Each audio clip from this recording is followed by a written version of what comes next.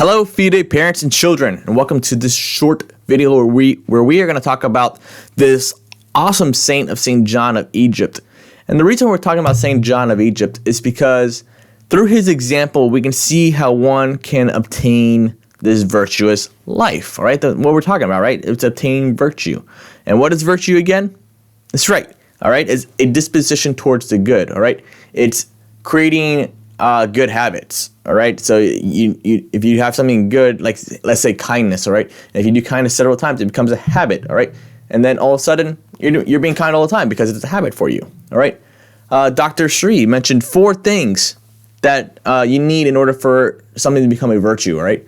So the first thing is that it needs to be consistently, all right? So just like I said, it needs to be done all the time. It needs to be a habit, all right? You need to be able to do this without thinking, all right? It needs to be done promptly, all right? So you should be able to do it right on the spot, all right? It's not something that you have to think about. It's not something that you have to put great thought into, right? It's something that you just do because it's part of your nature, right? It's part of something that you've already established as part of your life, all right? It's something that's done easily, all right? So you don't have to force yourself to do it. It's just something that you're able to just do it, and it's like nothing. It's like tying your shoe, all right? It's easy, all right? And it's you do it with joy, all right? Because you realize that this is the way to a happy life, all right? So, is being mean to people all the time going to make you happy? No, but being kind to people all the time is going to make you happy, right? Because then, they're being kind to you back, all right? But also you develop a relationship, and we long for those things, all right? So when you learn to develop a virtue, it's going to make you happy, all right? So that's important to know, all right? But here's an important thing about virtue is it takes time, all right? We have to learn how to do it. We have to practice it, all right? Just like dribbling a basketball. Are you born learning how to dribble a basketball?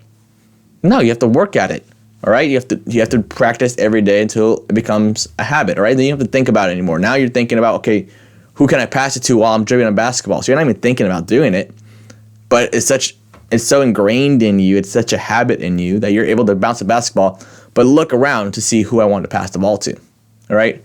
So it takes practice, all right? Virtue takes practice, just like any other habit, all right? And St. John of Egypt is a perfect example of that. So let's go ahead and dive into the story of St. John of Egypt, all right? And I'm going to keep it short just to get to the point of why we're talking about St. John of Egypt.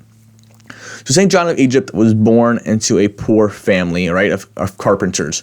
And he wanted to be a saint. He somewhere down the road, he desired to be closer to God, and wanted to be a saint. But he had one problem.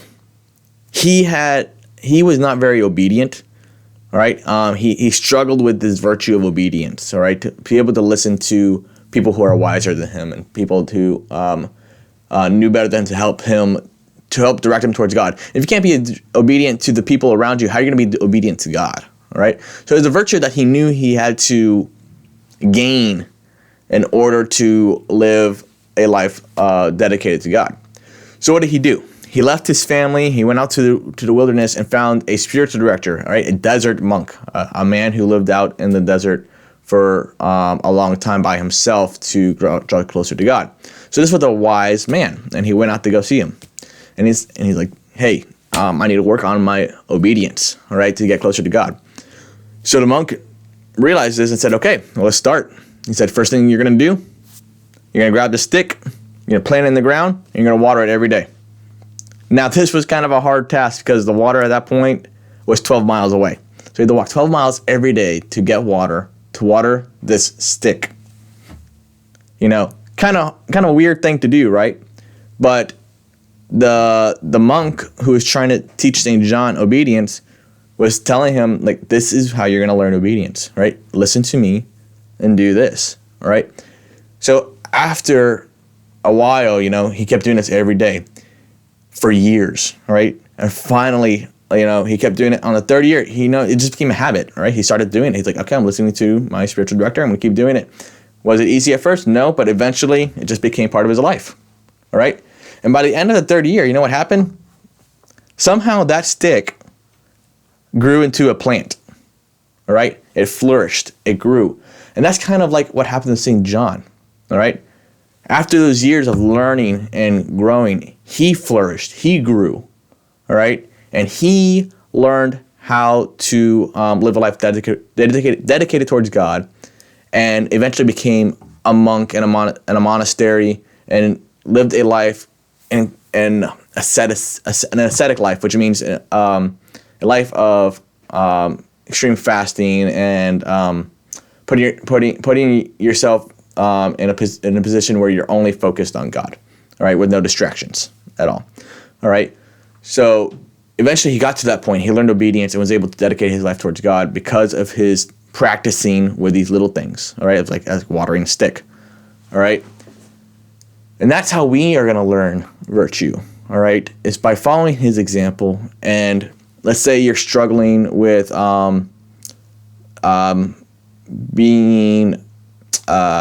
listening to your parents, all right, to do your chores, all right? It's hard for you to do that because, you have to wake up and you have to go out and mow the lawn or, clean the kitchen or something, whatever your chores are, all right? And it's hard. But if you learn how to do it every day and you learn how to do it, if you can learn how to do it consistently, all right? Learn how to do it promptly, all right? When your parents tell you to do it, you go ahead and do it. Just tell yourself, force yourself to do it, all right? Learn. Eventually it'll become easy, and eventually you'll learn how to do it with joy, all right? And that way you'll make it a virtue, all right? So that's what we can learn from St. John of Egypt, is to whatever we're struggling with, whatever virtue we're struggling with, whether it's listening to our parents, whether it's doing our homework, whether it's,